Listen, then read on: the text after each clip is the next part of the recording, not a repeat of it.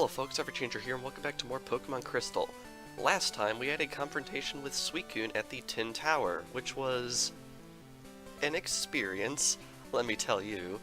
And this time on Pokemon Crystal we are going to be exploring the next route on our adventure, Route 44.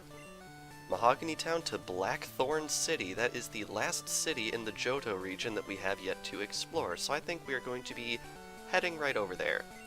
Right here we have a Burnt Berry, which is a berry that cures freeze and was later retooled into the Aspear Berry in later games.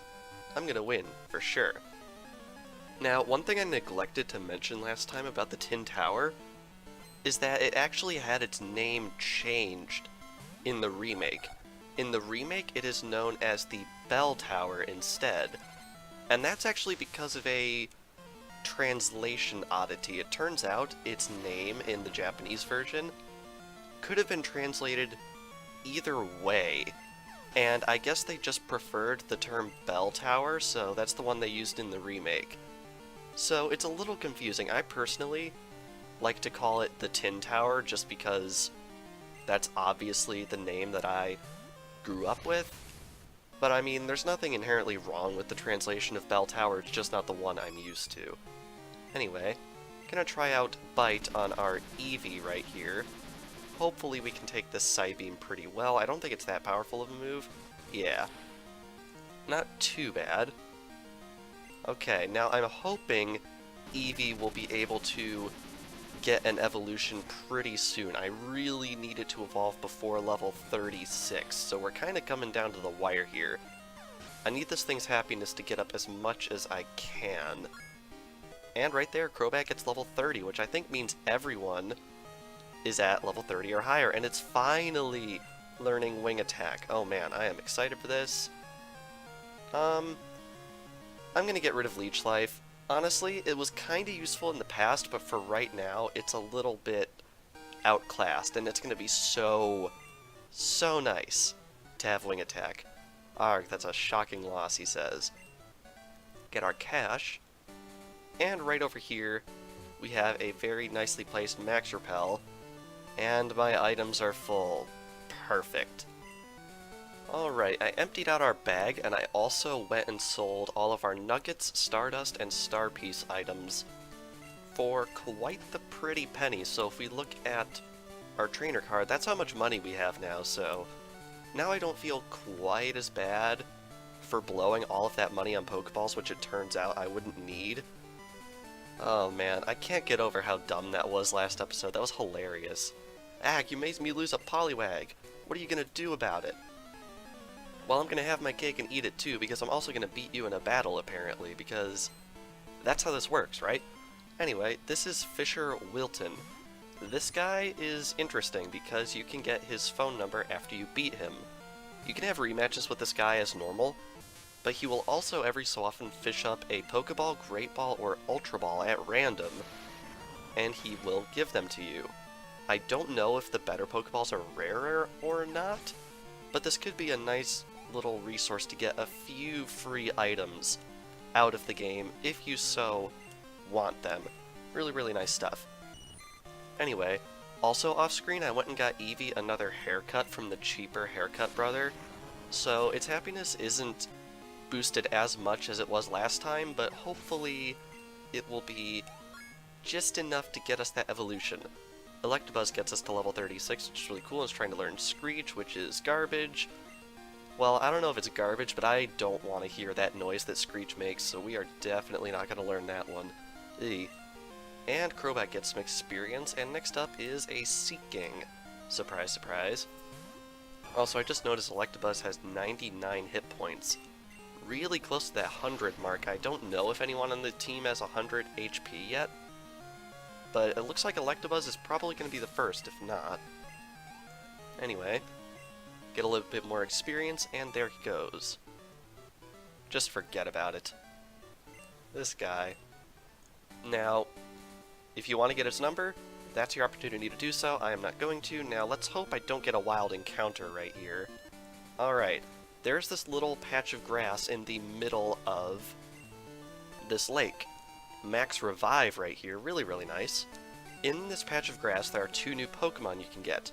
You can get Tangela during the day. No. You can get Lickitung during the day, and you can get Tangela at any time that you want. Very, very cool. Anyway, I'm pretty sure there's a hidden item around here. So let's see if we can find it. There it is. There is an elixir hidden right here, just in the middle of this patch of grass. Very, very nice. And again. Sometimes I wonder if I'm too stubborn for my own good. Anyway, if we surf right across the water here... Alright, only a couple wild encounters, that's not bad. We have another trainer. I'll do anything to get my hands on rare Pokemon. Well, there are a couple of pretty rare Pokemon right across this lake here if you want to cross. Yeah, both of those wild encounters were Lickitung, in case you want a testament to how common it is. So if you are going for Pokedex completion, that's a really, really easy one to grab. Also, this is a really poor type matchup, so I think we're going to switch over to Feraligatr. Oh yeah, Feraligatr has over 100 health. Not sure I forgot about that. But anyway, gonna send it out, and we're gonna take Fury Attack, which is probably gonna eat up some nice time. Oh wow, it actually only hit twice. Okay. And I think we'll try Ice Punch right here. Technically not as powerful as Surf, because Surf is a stab move on Feraligatr, but as you can see, still a very, very good move to have. That is a move you're definitely going to want to grab if you have any ability to do so in the very, very near future. Right here, we have an Ultra Ball. Very nice. Yet another free Ultra Ball. Very cool. Now, we actually took a bit of a fork in the road. If we head over this way, there is another trainer right there. As you can see, it loops around right here, and that's where we grabbed that Max Repel earlier. Got this guy right here, and I think he's another trainer. I fish until I can't anymore. I also battle until I drop. That's my relationship with my Pokemon. Respectable. Definitely respectable. Alright. Now, I believe in total this route has 7 trainers on it, which is kind of a lot, but I think we're also going to be doing the area immediately after this, because that area has no trainers in it whatsoever, and I'd really, really just like to get it knocked out. So this episode's probably going to be a little bit longer than some of the more recent videos, just because I want to get a lot of progress done in terms of getting to the next town. Anyway, another Remoraid right here, and if you are playing Gold and Silver, I'm pretty sure this is the route where you can get Remoraid. Unfortunately, it is not available in Crystal, which is sad, because Remoraid is probably one of the most ridiculous evolutions in the series, because it evolves into Octillery, which is an octopus. Do you see the resemblance here? I certainly do not. This isn't right.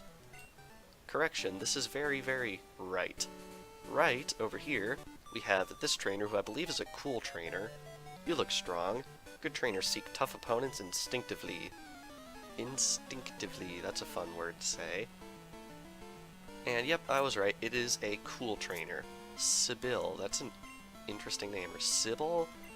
I honestly don't know how you pronounce that name. It's not a name you see or hear very often. Got a Butterfree right here, who I think is part flying type. Gonna play a gamble right here, although it is a Butterfree that can only be so good if we're gonna be honest with ourselves. Yep, it is flying type, and down it goes. Now, is that your only Pokemon? No, you got one more. It's a Blossom, which is an interesting one. I think we're gonna try out Crobat's Wing Attack right here. And this also allows me to show off something kind of amusing about the experience share. In this game, the way the experience share works is it splits the experience in half, it gives it to the Pokemon in battle, and then it gives it to the Pokemon holding the experience share. And, oh right, I used Fly, like a derp. Yeah, don't want to use Fly, I want to use Wing Attack. I'm so used to having to use Fly. But the funny thing about that is if your Pokemon is both in the lead and holding the experience share, something kind of funny happens. We gain our experience, and of course level up, and then we gain our experience again. It doesn't just add them up and give it to us in one shot, it actually says it twice. This was fixed, I'm pretty sure, in Ruby and Sapphire, but for right now it's kind of an amusing little... I wouldn't say it's a glitch, I'd say it's more of a little oversight. I can tell you're a good trainer by looking at you. I'm good at Pokemon, and I can see that you are too. Okie dokie. Very cool. Got yet another cool trainer right here. I think this is the last one on the route, so I don't think we have much to worry about. Route 44 is honestly not that big of a route, but I mean, most of the routes in Johto are pretty small. In fact, I think the biggest route, like the biggest single route in all of Johto in terms of sheer size, is probably either the one with the Whirl Islands on it, or the one immediately south of Violet City, which is like way early in the game, and the one by the Whirl Islands you can skip most of altogether. So yeah, kind of interesting how that works. Anyhow, right up here, got one more trainer. Do you know about the legendary bird Pokemon? I do know about those Pokemon. In fact, in a previous Let's Play, I encountered those birds. Very interesting, and also kind of topical, considering I believe recently they added the legendary bird Pokemon into Pokemon Go. Now, Pokemon Go is an interesting thing for me because, like, I play it just sort of because, but I don't really think it's really all that great of a game.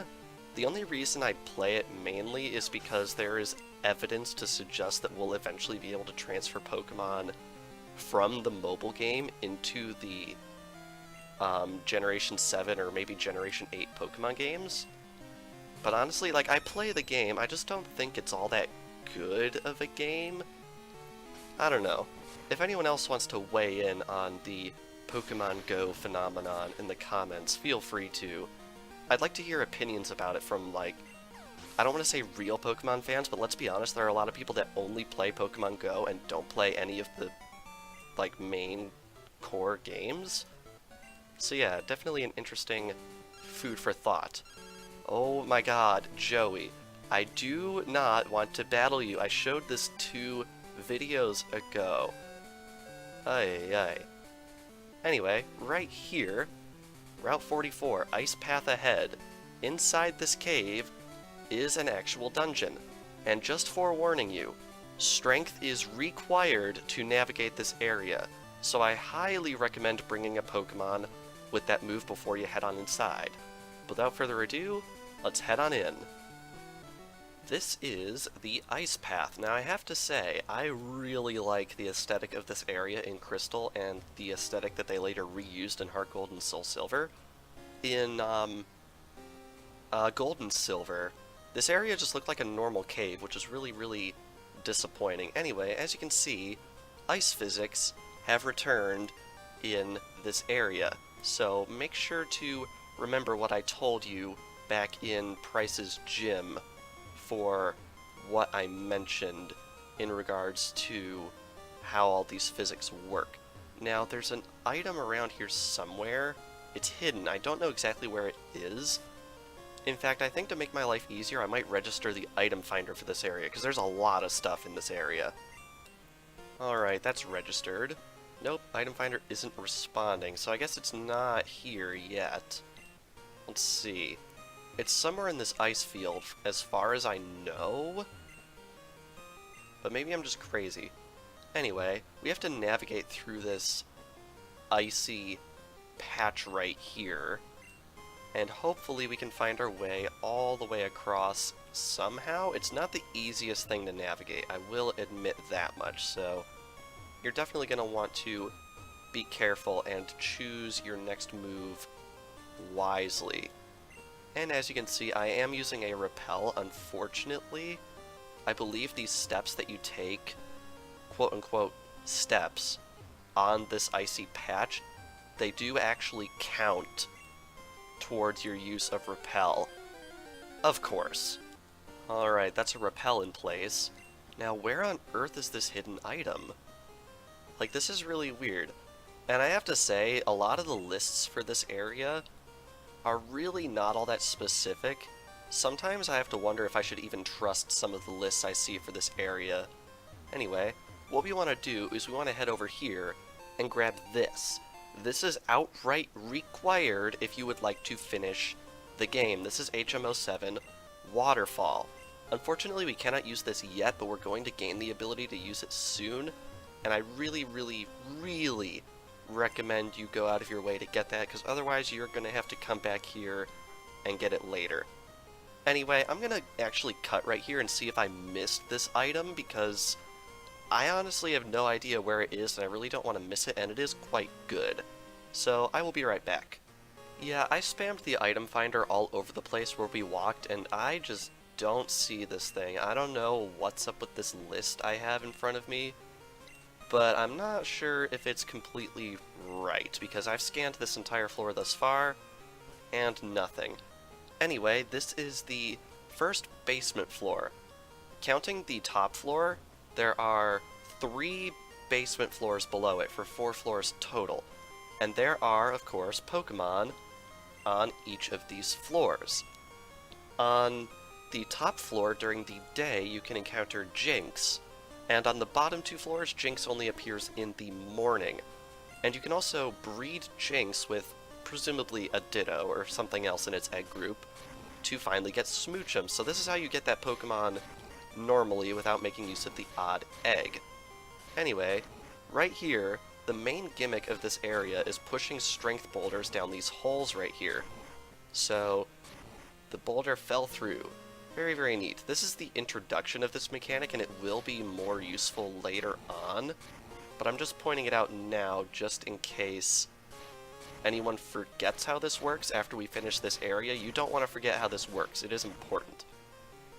Anyway, aside from those 2 Pokemon, you can find Swinub during the day, which will evolve into Piloswine after some amount of levels. I don't remember which.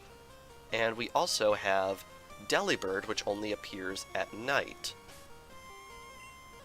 In addition to that, on the bottom 3 floors, but it gets more common as you descend, you can obtain the Pokemon Sneasel. This is a really, really fast Ice-type Pokemon, and I definitely recommend picking it up. You might notice all of the new Pokemon in this area are predictably Ice-type, and Ice-type Pokemon are going to be incredibly useful to you at some point in the future. So I could recommend catching any of the Pokemon I just mentioned except for Delibird, because let's be honest, Delibird is a gimmicky Pokemon that sucks. So yeah, keep that in mind. Definitely worth going out of your way to get an Ice type of some kind. Anyway, this boulder's a little interesting. Push it right up here, then loop around, push it down that hole, and once you have pushed down 4 boulders, then you are able to progress onwards to the second basement floor. Now let's look at this list again. It looks like there is a hidden item somewhere in the west. In fact, I think there's a couple. So if we head right on over here, I think there's a hidden item here. Yes, there is a Carbos. Very, very cool. I'm going to cut away right here and use that on Eevee. Alright, we raised the speed and also happiness of our Eevee, which is really nice. Right here, we have a max potion, which is awesome. Now you'll notice, sliding around this area, there's actually a portion in the middle that you technically are unable to get to unless you push down these boulders.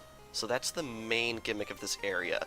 Pushing the boulders allows you to do this little spin thing all the way to the center, grab this full heal, and also proceed to the next floor, which is very, very nice.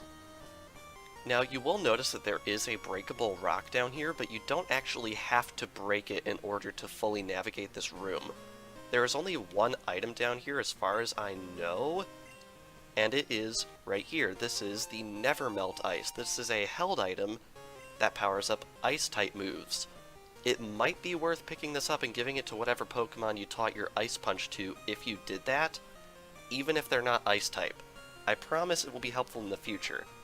Anyway, reascend to the second basement floor, and there are a couple of items in this room. Head right over here, and we have TM44, which contains Rest. With Rest, you will go to sleep for a couple turns, but as a trade-off, you will recover all of your health, which is really, really interesting. And you can definitely use it in conjunction with the Sleep Talk TM that I'm pretty sure we picked up relatively recently. And right here we have a hidden ice heal. Very cool. Ascend again, we are on the first basement floor now. Yeah, as you can see, this area is really, really weird in terms of its navigation, so I wouldn't blame you if you had some issues trying to go through this area. Right here we have an iron, which is an item that I would also like to give to my Eevee, because I'm really not playing around with this whole level 36 happiness evolution thing. Although it might be kinda stupid, we now have a slightly more defensive Eevee, and we also have our repel wearing off, which is really unfortunate, so I'm going to renew that really quick. Now, apparently there is also a hidden item somewhere in this room, and it looks like it's actually correct, because, yes, the item finder indicates there's an item nearby. Yeah, so I guess we didn't use that thing all that much before. I think that's the first time we've actually demonstrated its functionality. Now the question is, where on Earth is it? I don't actually know. It's in this rock, right here. Max Potion. Very, very cool. Get it? Cool, because we're in an icy area? Hey. Anyhow, right up here, we have a protein, which is really nice. And guess who's that going on? Guess who's that? Guess who that's going on? I can words. Plus a few attack points for our Eevee. Now, we're back on the first floor, and I'm trying to use my item finder. This list I have, which is from Bulbapedia, claims there is a hidden max potion somewhere on the first floor. But I, for the love of me, cannot find it anywhere. So either that's a completely bogus claim, or I'm just stupid and I missed it. If anyone knows for sure, feel free to tell me in the comments, but for right now, I think we're gonna forget about it. Anyway, heading out of the ice path, we are done, and we are in Blackthorn City. Wow, you came through the ice path? You must be a real hotshot trainer.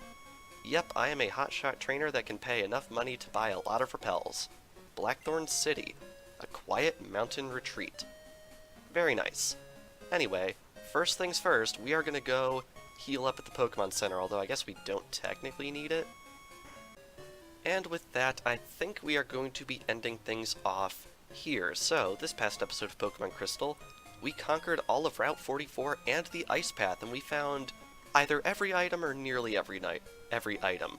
If anyone knows about that max potion in the Ice Path, please let me know, because it's really confusing me, to be honest.